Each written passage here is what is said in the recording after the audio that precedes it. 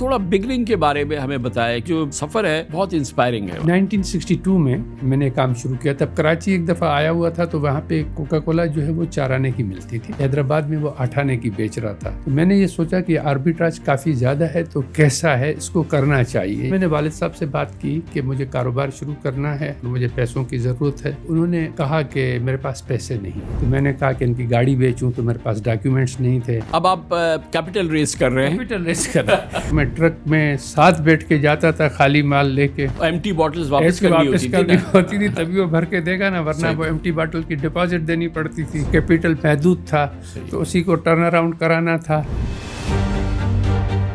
محنت، لگن، جذبہ اور جدوجہد ہو تو قسمت بدلنے میں دیر نہیں لگتی۔ 60 کی دہائی میں ایک نوجوان نے ذاتی کاروبار کرنے کی ٹھانی، پرانی گاڑی بیچ کر انتہائی کم انویسٹمنٹ سے بزنس شروع کیا۔ پہلی دفعہ مجھے صدیق دلال صاحب اسٹاک ایکسچینج لے گئے، تو میں نے ان کو کہا کہ یار یہ مجھے شیئر کو بیچنے ہو تو کیسے کروں، تو یہ نہیں معلوم تھا کہ وہ ٹرانسفر کیسے ہوتی ہے، کاروبار نہیں آتا تھا جس میں وہ بعد میں گھس پڑے تھے۔ اسٹاک ایکسچینج میں ایک طرح کی انٹری ہو گئی۔ 1988 میں جب یہ ہوا کہ فارینرز آئیں گے اور یہ انویسٹمنٹ بینک کریں گے تو ان کو لوکل پارٹنرز کی ضرورت ہوگی، مجھے فوراً خیال آیا کارپوریٹائزیشن آف ممبرشپ کیوں نہ کر لیں۔ میں گیا کراچی اسٹاک ایکسچینج میں، فیروز پریزیڈنٹ تھا، انہوں نے کہا کہ اوور مائی ڈیڈ باڈی، تو میں نے کہا اگر آپ نہیں کریں گے تو چلو میں خود ہی پریزیڈنٹ بن جاؤں گا، میں کروا لوں گا۔ یہ تھا وہ ٹرننگ پوائنٹ جس سے کہ پوری transformation of Karachi stock exchange ہو گئی۔ دیکھتے ہی دیکھتے بینکنگ، فائنانس اور کارپوریٹ ایمپائر کھڑی کر لی۔ اوور آل بینکنگ سیکٹر کے اگر ہم رسپانس دیکھیں اور اس میں پھر اگر ہم پرفارمنس دیکھیں، جے ایس بینک کی سیٹسفائیڈ ہیں جس طرح سے مارکیٹ نے رسپونڈ کیا ہے اس کو؟ جے ایس بینک کا بریک اپ ویلیو جو ہے وہ 23 روپیز سے اوپر ہے۔ جے ایس بینک اون کرتا ہے 76% آف بینک اسلامی، جے ایس بینک اون کرتا ہے 94% of J S global, J S bank own کرتا ہے 84% آف جے ایس انویسٹمنٹس۔ آپ کی کمپنیز کے اندر انویسٹرز کو کتنا فائدہ ہوا ہے؟ 3 ارب یا 4 ارب روپے سے زیادہ کے تو بونس شیئرز ہی دیے ہوئے ہیں، لیکن گزشتہ 4 سال سے یا 5 سال سے اس نے ڈیویڈنڈ نہیں دیا۔ انشاءاللہ تعالیٰ اس سال سے ہم ارادہ رکھتے ہیں۔ اب 25,000 سے زیادہ لوگ جے ایس گروپ میں کام کرتے ہیں۔ ڈیفیمیشن، لائبل، ایلیگیشنز، اس کا بڑا چرچا رہا ہے، وہ پورے سال ٹی وی پہ چلتا رہا ہے، نیوز پیپرز پہ چلتا رہا ہے۔ کتنا اس نے امپیکٹ کیا جو آپ کا پروفائل ہو سکتا تھا اس میں؟ کافی امپیکٹ کیا ہے۔ افسوس کیوں ہوتا ہے اس ملک میں، کوئی ٹی وی چینل 1 سال پروگرام کیا تو وہ ہر ہفتے کرتے تھے اور ہمارے خلاف کرتے تھے۔ اس میں کبھی ہماری تصویر لگا دیتے تھے، کبھی میری بیوی کی تصویر لگا دی کہ جی یہ آئیں اور بات کریں۔ کیا ان سے بات کریں؟ ہم کورٹ گئے، کورٹس میں کیس جیت کے آیا ہوں۔ میرا بیٹا ایمبیسڈر ہوا تھا، تو ایک سوشل میڈیا پہ ایک کلپ چلاتے تھے کہ ایک آدمی جو ہے وہ ڈانس کر رہا ہے اور لکھا کہ پاکستان سے ایمبیسڈر علی جہانگیر، وہ آدمی کوئی دوسرا تھا۔ OMR میں آج آپ کو ملوا رہے ہیں کامیاب بزنس لیڈر جہانگیر صدیقی سے۔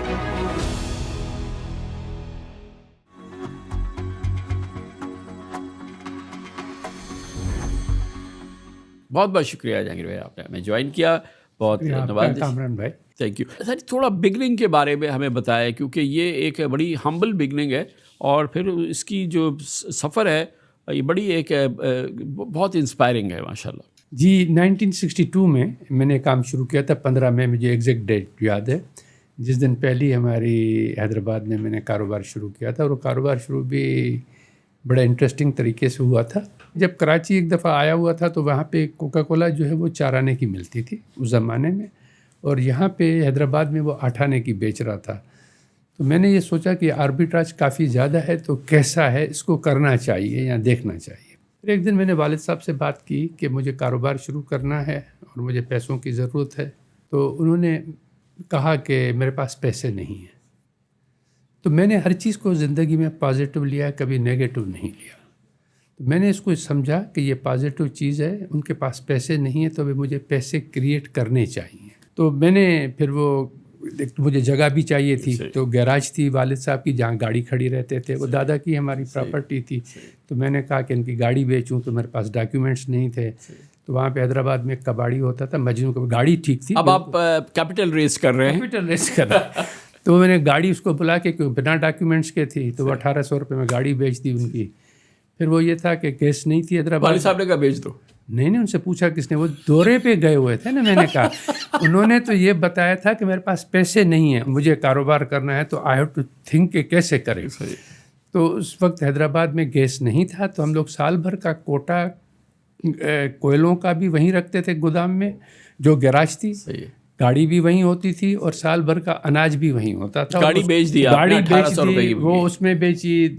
گندم والے کو 2 بوریاں گھر کے لیے رکھی, باقی ساری گندم بکوا دی. اور کوئلہ حسین بھائی کوئلے والے ہوتے تھے نیچے, ان کے پاس بھیجا. وہ کوئلہ بھی 2 روپے من جاتا تھا. کیا مطلب ان دونوں چیزوں سے ملا کے فیملی میں ایک کموشن نہیں ہو گیا کہ یہ. میری والدہ مجھ سے پوچھتی تھی کہ یہ کیا کر رہے ہو, تو میں نے بتایا کہ ابا سے بات ہو گئی ہے. اچھا. اور ہم لوگ جو ہے نا وہ رہتے تھے فلیٹ پہ. ٹھیک ہے, دادا کے گھر نیچے ہوتا تھا, ہم لوگ فلیٹ میں اوپر رہتے تھے. تو جو 2 بوریاں باقی بچی تھی اور کوئلہ وہ گھر پہ لا کے رکھوا دیا تھا, تو وہ سیڑھیوں سے اوپر آتے ڈیوڑی میں پڑا ہوا تھا. تو جس دن میرے والد صاحب آئے, انہوں نے دیکھا تو فوراً انہوں نے اماں سے پوچھا کہ یہ کیا ہے. تو انہوں نے کہا کہ تمہیں سلیم نے بتایا. نہیں, مجھے گھر میں سلیم کہتے ہیں. سلیم نے نہیں بتایا. تو انہوں نے کہا نہیں. تو انہوں نے کہا تو انہوں نے تم سے اجازت لی ہے. والد صاحب نے مجھے بلایا, پوچھا کہ بھائی یہ کیا ہے. میں نے کہا ابا وہ مجھے کاروبار شروع کرنا ہے, تو اس کے لیے جگہ چاہیے تھی. تو گیراج کو خالی کیا, اور تو بولا کہ پھر آپ نے یہ سامان کے, میں نے کہا میں نے گاڑی بھی بیچ دی. آپ نے کہا پیسے نہیں. تو ان کو ہنسی آ گئی. وہ صرف ہنس دیے, مطلب ٹوٹل ایسٹ بیچ دیا. مگر تو پھر باقی انہوں نے کروا دیے تھے. تو 6,000 روپے سے کاروبار شروع ہوا. تو 2380 یا 2400 روپے ملے تھے ان سامان بیچنے سے. 1800 گاڑی کے تھے, باقی سب چیزوں کا یہ 600-700 روپے ملے تھے. تو یہ ادھر یہ پہلا بزنس شروع ہو گیا. جی وہ تو 6,000 ہوئے. تو پھر ہم نے کراچی میں آیا, میں نے وہ کوکا کولا کے وہ 200 کریٹ لیے تھے.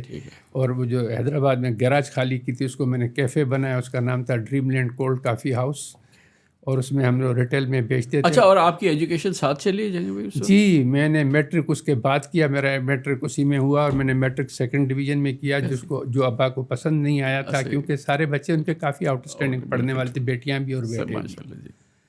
پھر یہ ہوا کہ ماشاء اللہ وہ کاروبار 1 سال میں ایسا چل پڑا کیونکہ آربیٹاج بہت بڑا تھا. ہم ہول سیل میں بیچ رہے تھے 9 روپے کریٹ, 6 روپے کا وہاں سے پڑتا تھا. 5 روپے 25 پیسے کا خرچہ ملا کے 6 روپے 3 روپے اس میں بچ جاتے تھے. ریٹیل میں بیچتا تھا 8 آنے کی بوتل, تو 12 روپے کا کریٹ جاتا تھا. میں ہفتے کے میں ٹرک لے جاتا تھا. 380 کریٹ سے 400 کریٹ ہوتے تھے ہفتے میں. کراچی آتے تھے, یہ لیتے تھے. ہاں, محنت کا جو آپ پوچھ رہے ہیں, محنت تو ایسے کہ میں ٹرک میں ساتھ بیٹھ کے جاتا تھا خالی مال لے کے. صحیح. وہ کراچی میں ایمٹی باٹلز واپس کرنی ہوتی تھی, تبھی وہ بھر کے دے گا نا, ورنہ وہ ایمٹی باٹل کی ڈپازٹ دینی پڑتی تھی. تو کیپٹل محدود تھا, تو اسی کو ٹرن اراؤنڈ کرانا تھا. تو ہر ہفتے جو ہے میں وہ ٹرک میں لے کے کراچی آ جاتا تھا. کراچی سے وہ جو ہے ہم نے وہ ٹرک میں مال بھرایا, اور پھر رات کو واپس پہنچتے. تو دن بھر وہ ٹرکوں میں 5 پرانا اولڈ ہائی وے تھا, تو 6-7 گھنٹے میں تو پہنچتے تھے. 6-7 گھنٹے حیدرآباد کراچی, پھر واپس جانا اور پھر وہاں پہ یہ بھروانا. ہر ہفتے کا یہ کام تھا. تو یہ تو ایک انٹرنشپ ہو گئی بزنس کی, کاروبار کی. انٹرپرینور کیسے ہوتا ہے, کام کیسے ہوتا ہے, کیونکہ اس میں ہر چیز ہے. کیپٹل ریز بھی ہو رہا ہے, اور پھر آربیٹراج بھی ہو رہا ہے, پھر تمام جو بھی ٹریڈ کی سکلز ہیں وہ ساری ڈپلوائے ہو رہی ہے. اچھا, یہ کتنے سال چل رہا ہے جہانگیر بھائی؟ یہ تو پہلے سال میں اتنے پیسے آ کے, میں آپ کو کیا بتاؤں, کہ وہ والد صاحب کی گاڑی بیچی تھی. تو اگر ہم 400 کریٹ جو ہے وہ ہفتے کے بیچ رہے تھے, اور اس میں 3 روپیہ بھی بچا, تو 1200 روپیہ ہفتہ مل جاتا تھا. تو مہینے میں ہمارے جو ہیں 4,800 روپے بن رہے تھے. اور یہ وہ زمانہ ہے جب برانڈ نیو گاڑی ٹرینفرالٹ, کیونکہ میں نے پھر لی تھی والد صاحب کے لیے, پہلے فیٹ 600 لی تھی, تو 6,000 میں گاڑی مل گئی تھی. تو ہمیں یہ شرم آتی تھی نا کہ باپ کی گاڑی بیچ دی, یہ کیا. تو پہلے آپ نے یہ کیا کہ پہلے سال میں نہیں, پہلے مہینے میں, سال جب ختم ہوا, پہلے سال جب ختم ہوا, پہلی جو اس کا فائدہ اٹھایا وہ یہ کیا کہ گاڑی ایک لے لی تھی فیٹ ہم نے. نہیں, 600 ہاں, وہ ملی تھی شاید 6,200 یا 6,800 کی, مجھے یاد نہیں ہے, کیونکہ ٹرین فیرالٹ تھی 8,200 کی, یہ اس سے سستی تھی.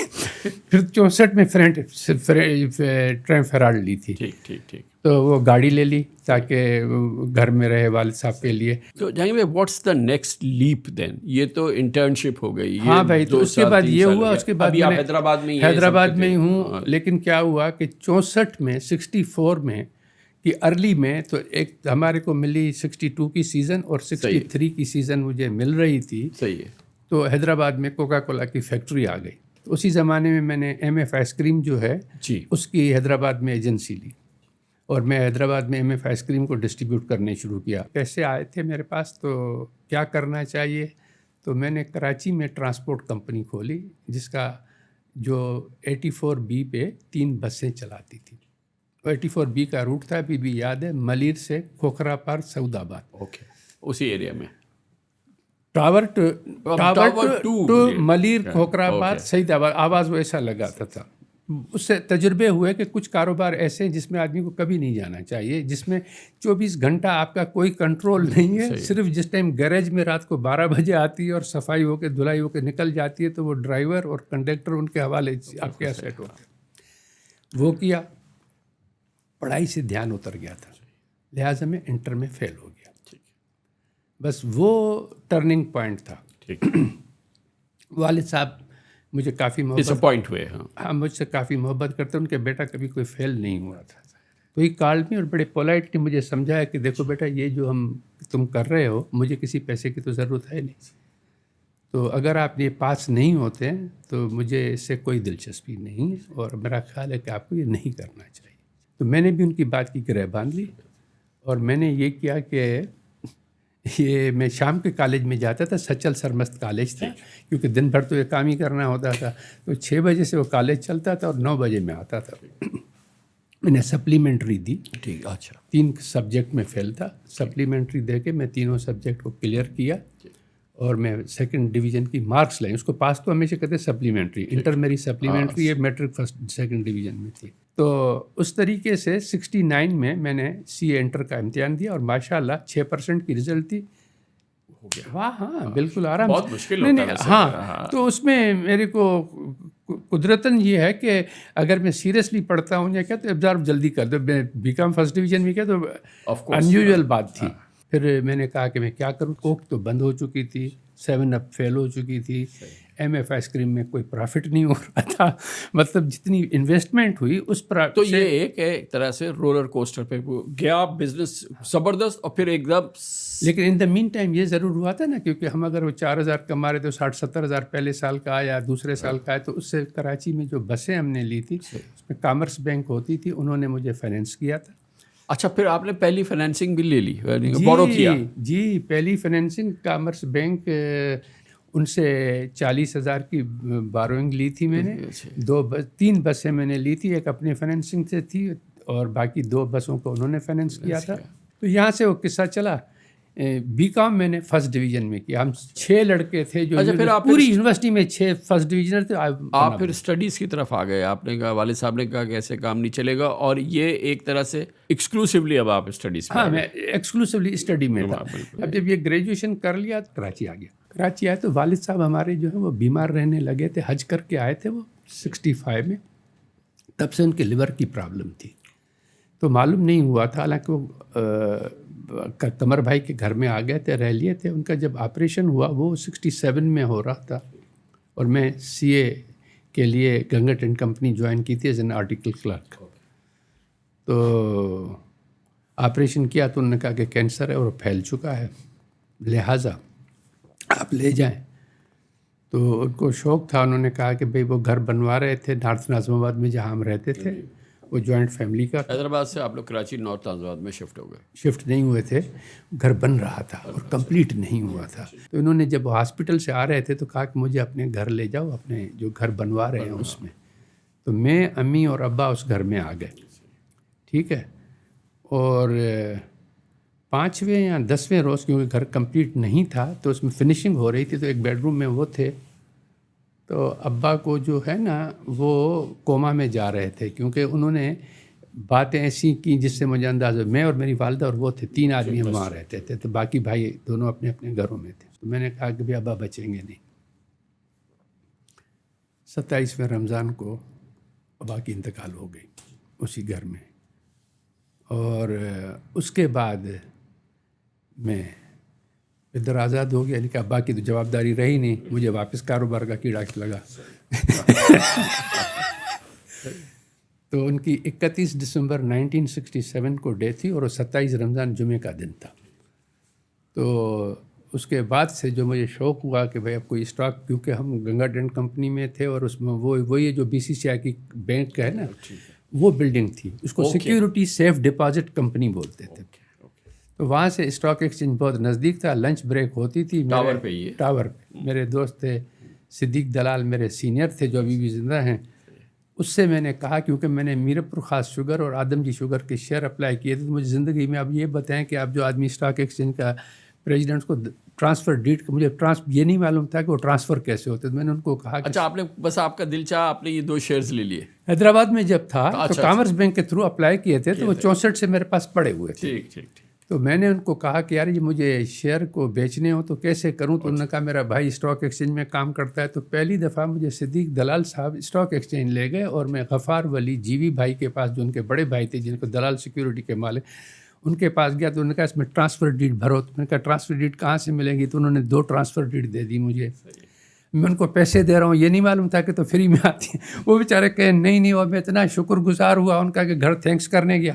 تو اتنا میں آپ سمجھے کہ انوسینٹ تھا, یا یہ کاروبار نہیں آتا تھا جس میں وہ بعد میں گھس پڑے.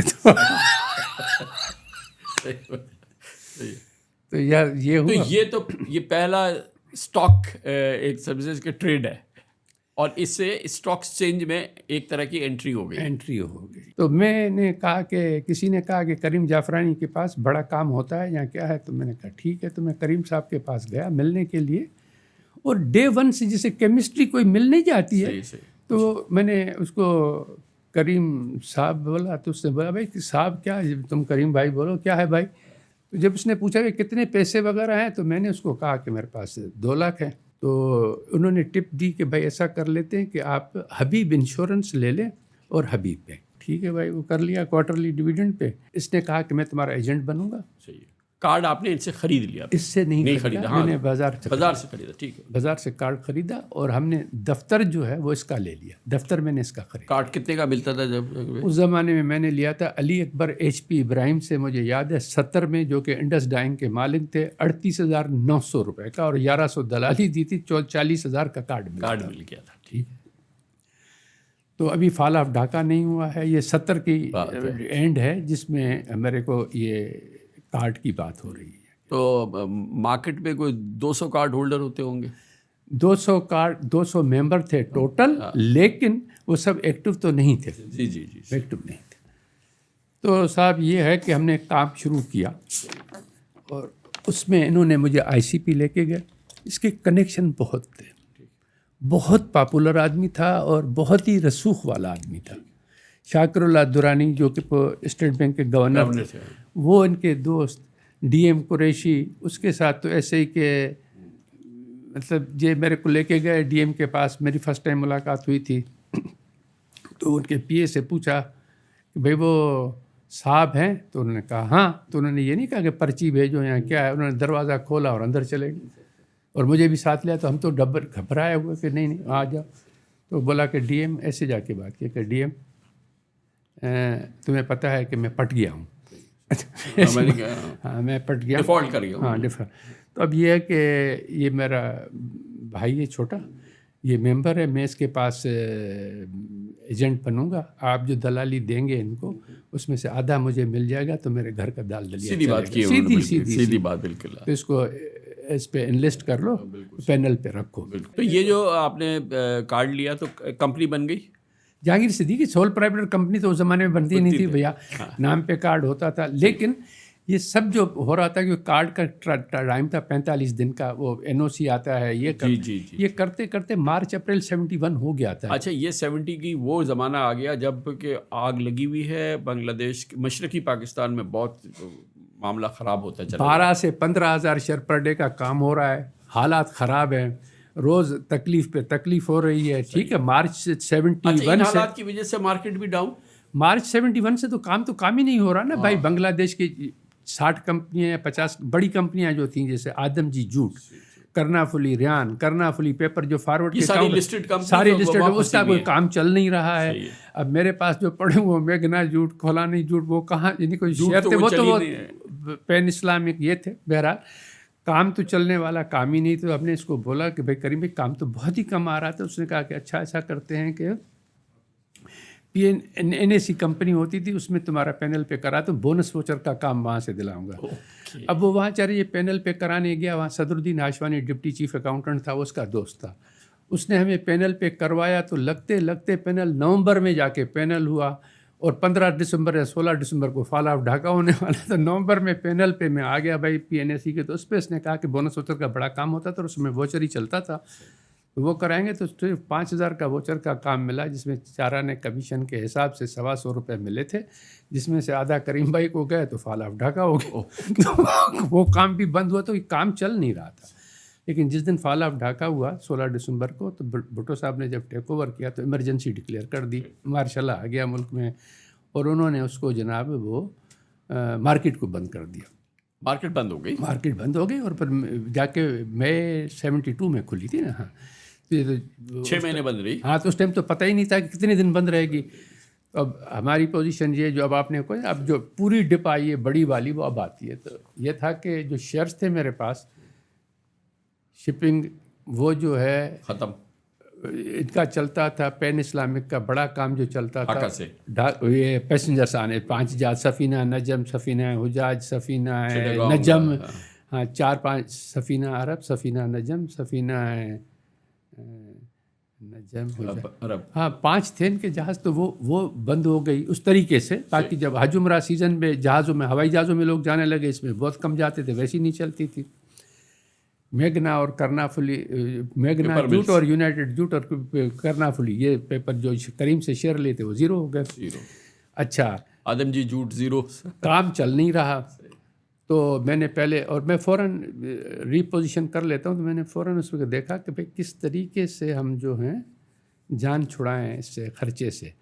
तो मैंने स्टाफ को जो है वो कम करना शुरू किया। स्टाफ हो चुका था उस वक्त तक। 5 आदमियों का स्टाफ था, 6ठा मैं था, गाड़ी मेरे पास थी, आना जाना था। तो मैंने फ़ौरन जो है वो कहा कि भाई स्टाफ जो है वो ख़र्चा ख़त्म करता हूँ।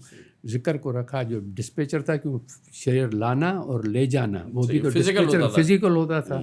चेक लाना ले जाना, कोई रास्ता चल नहीं रहा, वो तो चाहिए था। तो सब चीज़ फिजिकल होती। तो होंडा 50 उसको लेके दी थी, गाड़ी मैंने बंद कर दी थी। इस वजह से बंद कर दी थी कि भाई 6 रुपये का पेट्रोल था गैलन, तो एक गैलन भी अगर मैं इस्तेमाल नॉर्थ नाजमाबाद में रहते तो आना जाना, तो मोटरसाइकिल पे मैं सुबह 50 होंडा पे ऑफिस आ जाता था। और ऑफिस आने के बाद जो है वो ड्राइवर मोटरसाइकिल वाला सारा काम कर लेता था अपना, जो भी है, किसी को शेयर लेना हो देना। अब तो बंद ही हो गया था, शेयर का कोई काम ही नहीं था, बोनस वोचर का काम नहीं था। तो यही था कि अगर हो तो ये कर लेंगे। तो ये मुझे कभी इस किस्म की ये फीलिंग नहीं आती है, टू बी वेरी ऑनेस्ट, कि आदमी को। लेकिन ये ज़रूर था कि मैंने किसी भी स्टाफ को, पहले मैंने सोचा स्कीम आई कि स्टाफ को निकाल देते हैं। फिर मैंने कहा कि इस वजह से नहीं, तो ये उसूल बनाया है मैंने अपने, जब तक मैं कॉर्पोरेट उसमें चीफ एग्जीक्यूटिव रहा हूँ या क्या, कि मैंने किसी भी आदमी को इस वजह से नहीं निकाला कि रिट्रेंचमेंट करनी है, ख़र्चा ज़्यादा है। क्योंकि हम पता नहीं किसकी वजह से कमाते हैं और किसके नसीब का कमा रहे हैं। तो हमने फिर ये कर दिया उसमें कि भाई स्टाफ यही रहेगा, ख़र्चे हम कम कर देते हैं। मोटरसाइकिल पे अपने आना शुरू कर दिया।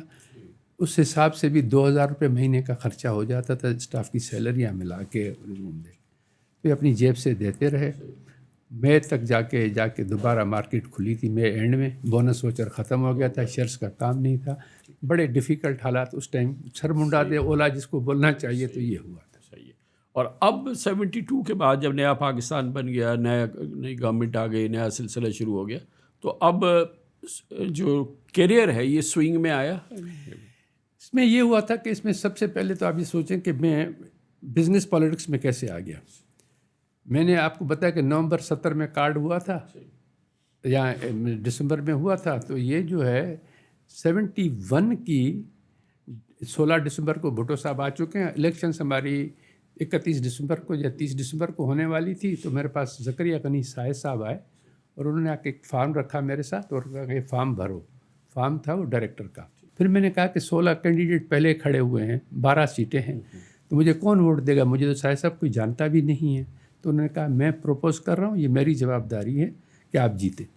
اچھا بھائی, کھڑے ہو گئے, جیت گئے. تو انہوں نے جتوا دیا. اسٹاک ایکسچینج کے بورڈ پہ آ گئے تھے. تو اب 72 میں یہ ہوا کہ جب انہوں نے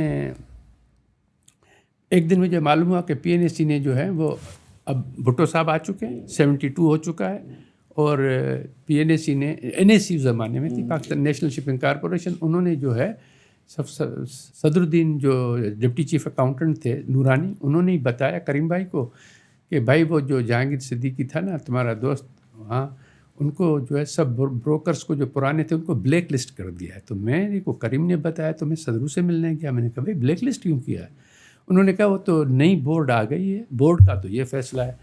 تو میں بورڈ میں ملنے گیا. جمیلہ خاتون کو میں جانتا تھا, آپا جمیلہ, خادم علی شاہ بخاری صاحبہ کی سمدھن تھی, ان کی بیٹی جو ہے ان کی بہو ہے. تو آپا نے کچھ ایسی بات کی جو مجھے سمجھ میں نہیں ہے. انہوں نے کہا کہ دیکھو جہانگیر, ہمیں تو معلوم ہے کہ لوگ 10,000 روپیہ دیتے تھے انویسٹمنٹ کے لیے. میں نے کہا آپا میں نے ایک پیسہ نہیں دیا, آپ کیا کہنا چاہتی ہیں کہ میں نے پیسہ دیا ہے؟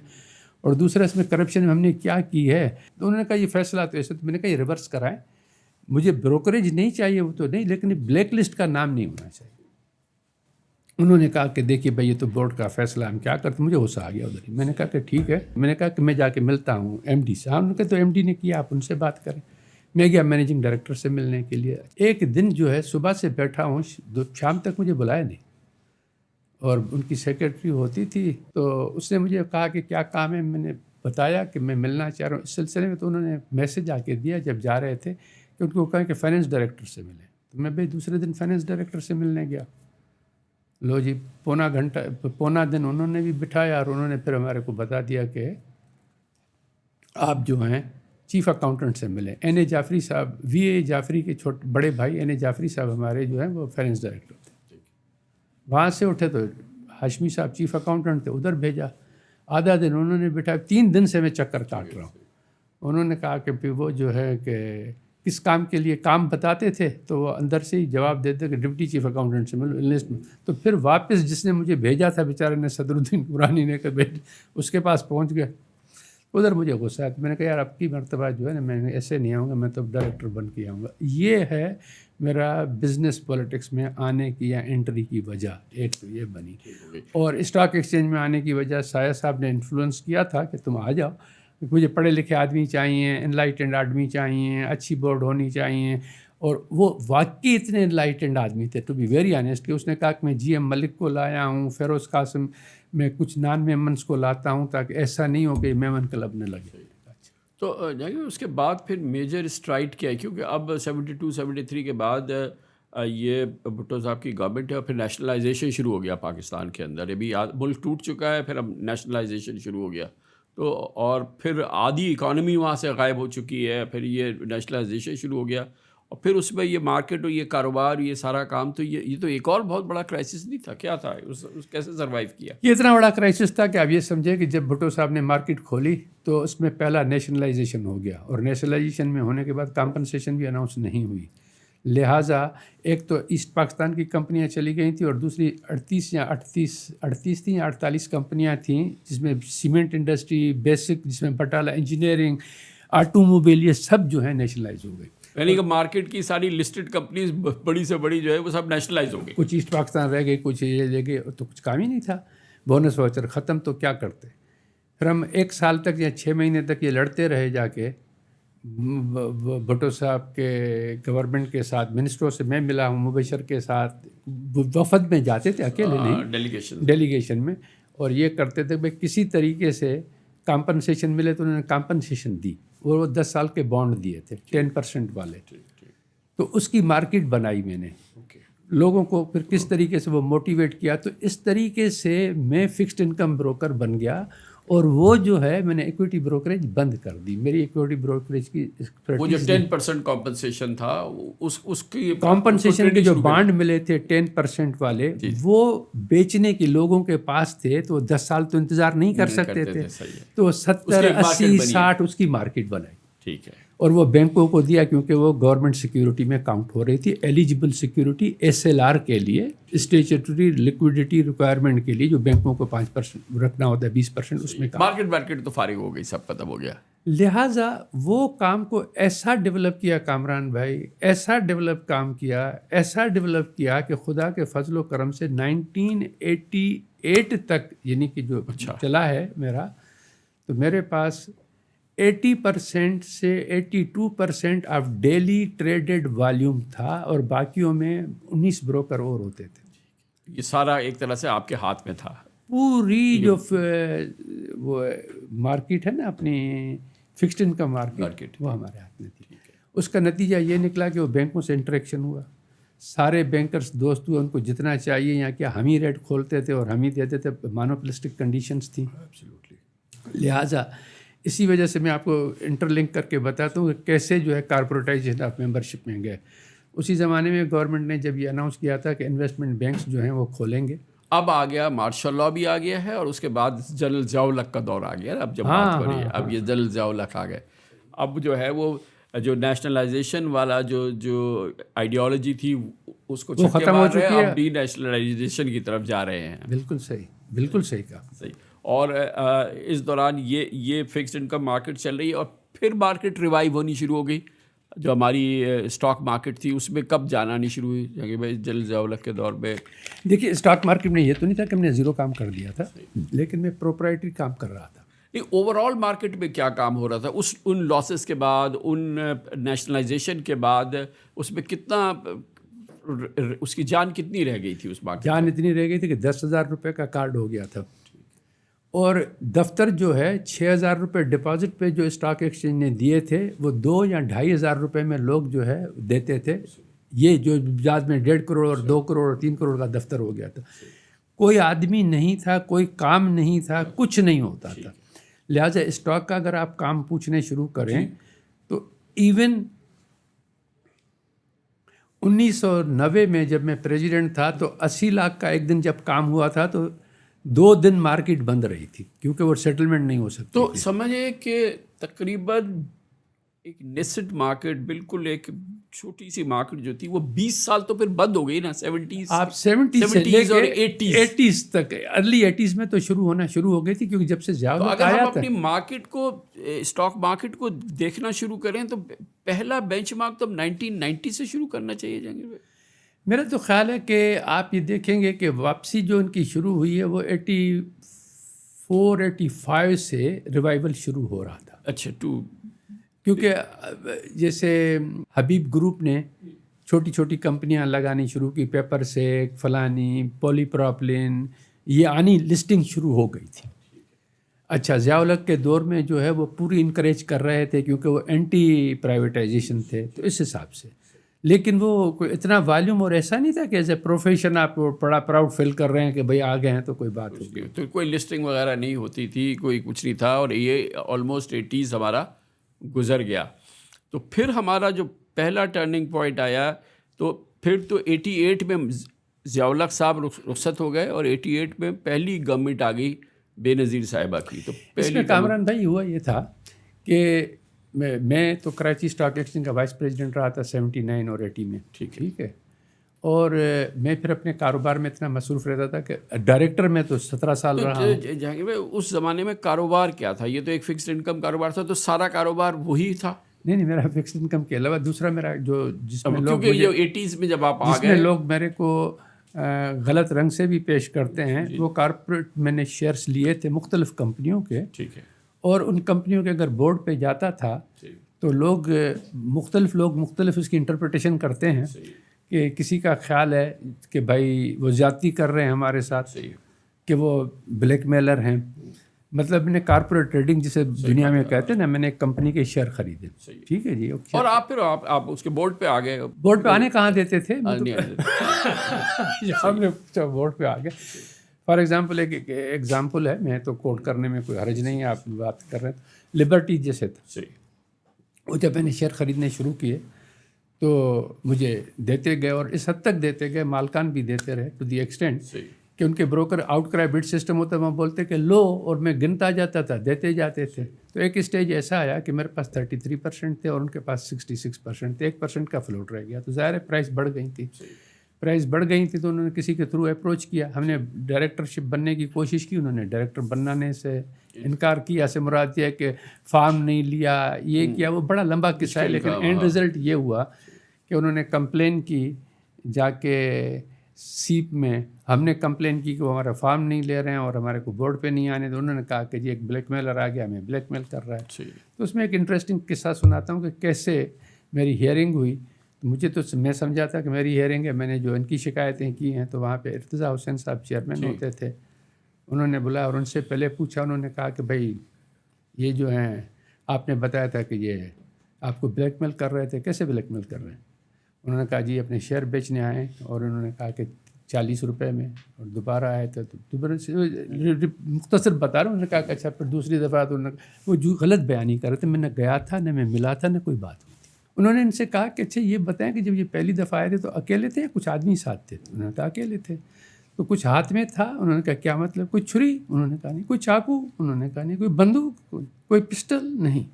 तो एक आदमी आपके पास आया, खाली हाथ आया और उन्होंने कहा कि 40 रुपये में शेयर ले लें। दूसरी दफ़ा आया तो फिर भी उन्होंने वही रिपीट किया, कोई छुरी, कोई चाकू, कोई? उन्होंने कहा नहीं। तो जब वो दूसरी दफ़ा भी आया तो उन्होंने कहा कि शेयर 44 रुपये में ले लें। उन्होंने कहा हाँ। तो इसमें ब्लैकमेल कहाँ है? ये तो भाई वो सौदा करने आया था और उन्होंने आपको कहा, मैं आपकी जगह होता तो बोलता कि मैं शेयर नहीं लूँगा, महंगे हैं अगर आपको, तो ये तो ब्लैकमेल नहीं। और उन्होंने ये जजमेंट पास कर दी कि चलो रिजेक्टेड। अब आप मेरी केस अब दूसरी कि आपने ये नहीं लिया और उसने कहा कि जी बस वो सेक्रेटरी को पता नहीं था। तो बोला क्या पढ़ा लिखा है? उसने कहा जी वो मैट्रिकुलेट है। तो उन्होंने कहा कि पान की दुकान चला रहे हो पब्लिक लिमिटेड के, बंद कर दूंगा, समझा क्या है? और ऐसा है कि अभी अभी लो वरना तुम सबको बंद कर दूंगा। तो उन्होंने फ़ौरन कहा कि जी हम नॉमिनेशन लेते हैं। तो मैंने भरी तो जो हैं 2 थी। अब वो इतने गुस्से से बोल रहे थे और उसने कहा कि कितने डायरेक्टर थे तुम्हारे? मैंने कहा 3। तो उन्होंने कहा 3। तो मेरे को उन्होंने 3 सीटें दे दी लिबर्टी के बोर्ड पे। जी। आप सिर्फ स्पॉट करते थे इस कंपनी में पोटेंशियल है, इसमें जान है, आप उसके शेयर लेते थे, वही प्राइवेट इक्विटी का मॉडल हुआ और आप ये उसमें फ्यूचर देखते थे और आप ये कोशिश करते थे कि गवर्नेंस सही रहे। जाहिर है कि उसकी एब्सोल्युटली। और अगर गवर्नर सही हो सही है तो वो ठीक है, वरना देखो ना, अगर गवर्नर सही नहीं तो मैं पाकिस्तान बर्मा शेल के बोर्ड पे 5 साल रहा हूँ, तो मैं उसकी तो शिकायत नहीं करता। उन्होंने तो मेरे से आके शेयर नहीं खरीदे थे भाई।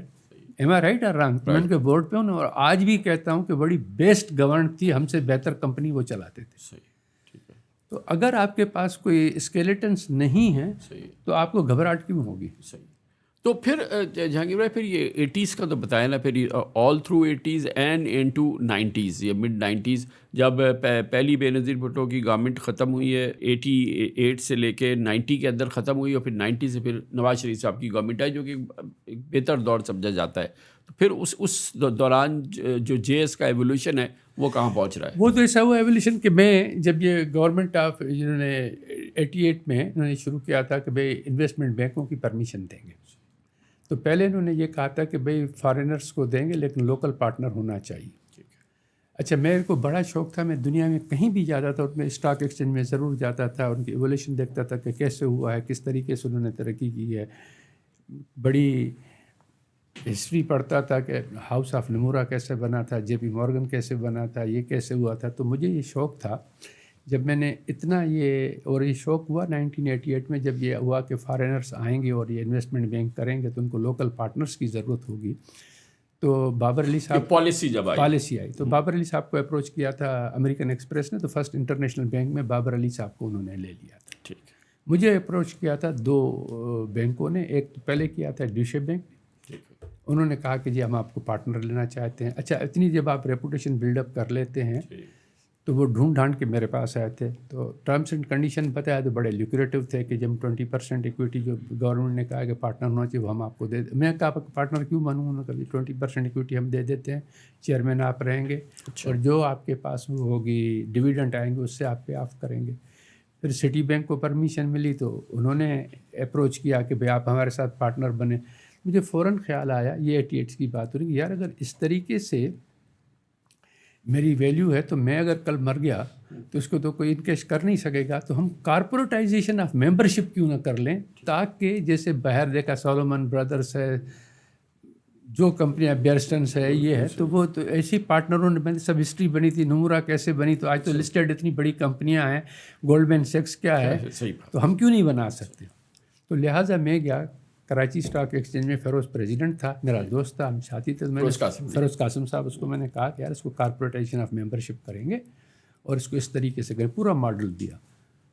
तो उन्होंने कहा कि over my dead body, these are the words, I am not एग्जिजरेटिंग, हम बैठे हुए थे, उसने कहा ओवर माई डेड बॉडी, ये कैसे हो सकता है, तो तुम चाहते हो कि हमारे मुलाजमीन आके हमारे साथ बैठेंगे, उसने नाम लिया करीम, उनका होता था अकाउंट, करीम अकारे साथ आके बैठेगा, ये तो नहीं होगा। मैंने उसको काफ़ी समझाने की कोशिश की, उसने कहा नहीं। तो मैंने कहा अगर आप नहीं करेंगे तो चलो मैं खुद ही प्रेसिडेंट बन जाऊँगा, मैं करवा लूँगा। ये चैलेंज दे के उठाया। फिर मैं गया खादिम अली शाह बुखारी साहब के पास, उनको ये सारा प्रपोजल दिया। नासिर अली शाह वहाँ बैठे थे, उसने कहा भाईजान हम आपके साथ हैं। मतलब फर्स्ट मैन जिसने कंसेप्ट को एक्सेप्ट किया, जिसने फर्स्ट ब्रोकरेज हाउस लिस्ट कराई थी हमसे पहले, ब्रोकरेज हाउस कॉर्पोरेट पहला मैंने बनाया था, वो नंबर 2 थे, लेकिन लिस्टिंग पहले उनकी हुई थी। ये था वो टर्निंग पॉइंट जिससे कि पूरी transformation of Karachi stock exchange हो गई, पाकिस्तान की मार्केट की हो गई, कैपिटल मार्केट। और उसी बेसिस पे फिर मैं CDC जो लाया था, वो IFC शौकत अज़ीज़ और IFC में खालिद मिर्ज़ा और शौकत अज़ीज़, उनके तवस्सुत से उनका मॉडल देख के, वरना क्योंकि इलेक्ट्रॉनिक नहीं होगी तो ये कर नहीं सकते। पाकिस्तान फंड सिटी बैंक के साथ लाया था, उसका एडवाइज़र में था। एक्सचेंज रिफॉर्म्स कमीशन जो नवाज़ शरीफ ने बनाई थी, उसका मैं मेंबर था कि फॉरेनर्स के लिए मार्केट कैसे खोली जाए और साकरा अकाउंट का क्या सिस्टम होगा। तो ये सब जो ट्रांसफॉर्मेशन की, क्रेडिट रेटिंग एजेंसी पाकरा लाने के लिए ये सब किया, तो उसकी बलबोते पे खुदा के फजल व करम से अल्लाह ने ये दिखाया कि स्टॉक एक्सचेंज कहाँ से कहाँ पहुँचा। स्टॉक एक्सचेंज तो कहाँ से कहाँ पहुँचा, लेकिन इसी दौरान जो है JS भी जो है जी एब्सोल्युटली। तो ये हुआ कि उस टाइम फिर उन्होंने वो तो चेंज कर दिया, अल्लाह आपको ने की दे, गवर्नमेंट ने रूल कि इन्वेस्टमेंट बैंक्स जो हैं वो फॉरेनर्स भी कर सकते हैं और पब्लिक को पार्टनर लेने की ज़रूरत नहीं, पब्लिक से आप लिस्ट करवा लें। ठीक हो गया ना। तो सिटी बैंक इन्वेस्टमेंट की लिस्टिंग भी मेरी कराई, 99 में वो ख़रीदी भी, 2006 में अमेरिकन एक्सप्रेस ख़रीद के और ये बैंक बनाई थी। तो JS पहले सिटी इन्वेस्टमेंट बैंक ख़रीदी थी, उसको और अमेरिकन एक्सप्रेस को मर्ज करके JS बैंक बनाई थी। सिबिल भी मैंने ख़रीदी थी। तो जहांगीर भाई, आप इस पूरे सफ़र के अंदर ये इसको आप टर्निंग पॉइंट कहेंगे या कोई और टर्निंग पॉइंट है जिसको कि आप समझते हैं कि आज जहाँ पर भी JS ग्रुप खड़ा है उसमें इस जर्नी का तो बहरहाल बहुत बड़ा एक हाथ है, लेकिन एक होता है कि जो टर्निंग पॉइंट हुआ जब मैं IFC ने जब ये मेरा मॉडल देखा था, जब मैंने उनसे डिस्कस किया था, तो उन्होंने कहा कि हम आपके पार्टनर बनेंगे। वो 88 में हुआ था, जब कॉर्पोरेटाइजेशन ऑफ मेंबरशिप में भी IFC ने मुझे मदद की थी। तो मैंने उनको कहा कि मैं आपको पार्टनर तभी बनाऊंगा, मुझे कोई ज़रूरत नहीं है जब आप मुझे कोई टेक्निकल पार्टनर दिलाएंगे ताकि हमारी को कुछ एनहांसमेंट हो जाए। मुझे सालोमन ब्रदर से भी उन्होंने मिलाया था, बेयरस्टन्स से भी उन्होंने मिलाया था। बेयरस्टन्स के साथ हमारी पार्टनरशिप हुई थी, जिसको फिर सब्सिक्वेंटली जब वो 2008 में फेल हुआ तो आपने JP मॉर्गन कहा, तो उन्होंने वो बेयरस्टन्स को टेक ओवर कर लिया था JP मॉर्गन चेस ने। तो वहाँ से जो टर्निंग पॉइंट हुई, तो उससे मैं तो वैसे ही कॉर्पोरेटाइजेशन में बिलीव करता हूँ और वो सीखा था, लेकिन जो बेयरस्टन चूँकि 30% ले रहा था, तो उन्होंने कहा कि हम US एंटिटी होंगे, लिहाजा हमें जो है करप्ट प्रैक्टिसेस एक्ट और ये सारी की ट्रेनिंग मुझे 2 महीने US में दी गई थी। कॉर्पोरेटाइजेशन समझाई गई थी कि क्या क्या कोड होता है और किस तरीके से चलानी है, क्योंकि तुम चला रहे हो, बेयरस्टन जहांगीर सिद्दीकी के चेयरमैन हो गए और चीफ एग्जीक्यूटिव, तो वो सारे रूल्स तुम पे अप्लाई होंगे। तो इस तरीके से जो सारी ट्रांसफॉर्मेशन आई है वो उस पीरियड से, उससे पहले तो सेठियों की तरह कंपनी चलाते थे ना भाई। सच्ची बात तो ये है। ये जो आपकी सक्सेस स्टोरी है माशाल्लाह जितनी भी है, ये इसको मैं देख रहा हूँ तो ये बहुत ज़्यादा मार्केट ओरिएंटेड है। जो मार्केट के अंदर जो एक्टिविटी हुई, जो Pakistan stock exchange, Karachi stock exchange के अंदर जो भी चीज़ हुई, मुझे वो अपनी सक्सेस स्टोरीज़ बताइए जो कि आप कहें कि मेरी कॉर्पोरेट सक्सेस स्टोरीज़ है, जहाँ पर के टर्न अराउंड हुआ हो इंडस्ट्रीज़ का, जहाँ पर के सिग्निफिकेंट इन्वेस्टर हों या मेजॉरिटी इन्वेस्टर हों, जितने भी सेक्टर्स के अंदर आपकी हो, जहाँ पर के आप कहें कि देखें हमने गए और हमने जो है इस सेक्टर को जो है उसको टर्न अराउंड किया, ये मेरी सक्सेस स्टोरी है। देखिए मार्केट के लिहाज से तो मैं देख रहा हूँ कि यील्ड्स बहुत ज़बरदस्त हैं, लेकिन मुझे देखिए रियल इकॉनमी में से दिखाइए। रियल इकॉनमी में से तो मैं ये समझता हूँ कि आज जो कुछ आप मार्केट को देख रहे हैं ना, वो अगर हम कॉर्पोरेटाइजेशन नहीं करते, اگر ہم جو ہے آٹومیشن نہیں کرتے, اگر ہم CDC کو نہیں لاتے, اگر ہم کریڈٹ ریٹنگ نہیں لاتے, تو یہ وہ بنیادی چیزیں ہیں جس کے بغیر, کیونکہ آپ کے پاس اگر انفراسٹرکچر ہی نہیں ہوگا تو آپ گاڑی چلائیں گے کیسے. تو یہ سب سے بڑی اچیومنٹ جو بولتے ہیں کہ مارکیٹ کو جو ٹوٹل بنایا ہے اس طریقے سے, وہ اگر اس میں یہ لیکن جو آپ کا پی ماڈل ہے جس میں کہ آپ اسپاٹ کرتے ہیں, جس میں آپ سمجھتے ہیں کہ اس کا پوٹینشیل ہے, اور پھر اس میں آپ کام کرتے ہیں, اس کے ساتھ مل کے کرتے ہیں, بورڈ پہ جاتے ہیں, یا آپ خود آپ کو کرتے ہیں, اس میں پھر کیا, جیسے کیونکہ اس میں شاید مجھے لگتا ہے کہ اسٹرگل کافی نظر آ رہی ہے اوور آل جتنے بھی آپ کے جو ماڈلس ہیں اس میں. ہاں اسٹرگل تو نظر آتی ہے, لیکن ہم نے جو جس میں ہم جوائنٹ وینچرس میں گئے ہیں, جن کے ساتھ گئے ہیں, اس میں اگر وہ آپریٹر اچھا ہے, حلیم صدیقی صاحب ہمارے پارٹنر رہے ہیں جی, آؤٹ اسٹینڈنگ پارٹنر ہیں. PIBT میں بھی ہم پارٹنر تھے, PICT میں بھی 20% دونوں میں ہمارا تھا. اتنے اچھے چلاتے ہیں اور اتنے اچھے آؤٹ اسٹینڈنگ چلانے والے تھے. تو یہ ہیں, ہم لوگ ایئر بلو میں پارٹنر رہے ہیں, پہلے 50 تھے, پھر ہم 25% پہ آ گئے تھے, اور اب ہم اس سے ایگزٹ کر گئے ہیں. لیکن آپریٹنگ ماڈل ان کا بہت زبردست تھا جب تک شاید خاقان عباسی چلا رہے. صحیح, بہت پروفیشنل, بہت ایتھیکل اور بہت ہی زبردست قسم کے.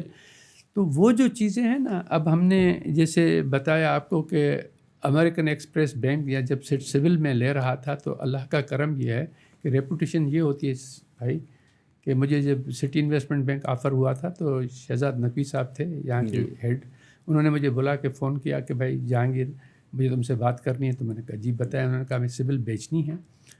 تو میں نے کہا کہ اچھا میں کوئی بائر ڈھونڈتا ہوں. تو اس نے کچھ اسٹرانگ ورڈ استعمال کیے, بولے یار ہمارے کو بھی آتا ہے کام, ہم نہیں بیچ سکتے کیا, لیکن چونکہ ہمارے کو جب ہم نے یہ چیک کیا ہے تو سوائے تمہارے کو ہم کسی کو نہیں دے سکتے جہاں ہم لیکویڈیٹ کریں گے, کیونکہ ریپوٹیشنل رسک ہوتا ہے. تو وہاں پہ US میں ایجنسی تھے, کرول بولتے ہیں یا کہ جس سے وہ چیک کرواتے ہیں.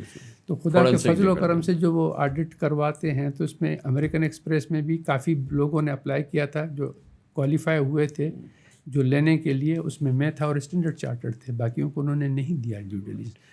تو یہ اللہ کا اس سے بڑا کرم اور عزت کیا ہو سکتا ہے کہ آپ کو تھرڈ پارٹی ویریفیکیشن مل جاتی ہے جب بھی کوئی کام کرو. وہ بالکل ٹھیک ہے, مگر آپ اگر اپنا پورٹ فولیو لکھیں گے تو آپ اپنی سکسیس سٹوریز جو ہیں, یہ مارکیٹ ریلیٹڈ, ریفارمز ریلیٹڈ, یہ تمام چیزیں اپنی جگہ ہیں. لیکن وہ میں چاہوں گا کہ وہ مجھے سکسیس سٹوریز بتائیے جو کہ ریئل اکانومی کے اندر جس نے کام کیا. آپ نے بہت جگہ انویسٹ کیا ہے, بہت آپ کے دوسرے انٹرسٹ رہے, لیکن جو ایکچوئل ریئل اکانومی کے اندر جو آپ کی انویسٹمنٹس ہوں, جہاں پر کہ آپ نے اس کو اسٹیئر کیا ہو یا ان کی بورڈ پر ہوں, جو کہ آپ کہیں کہ یہ گلوریس سکسیس سٹوری ہے جو کہ ہم نے ڈلیور کی ہیں.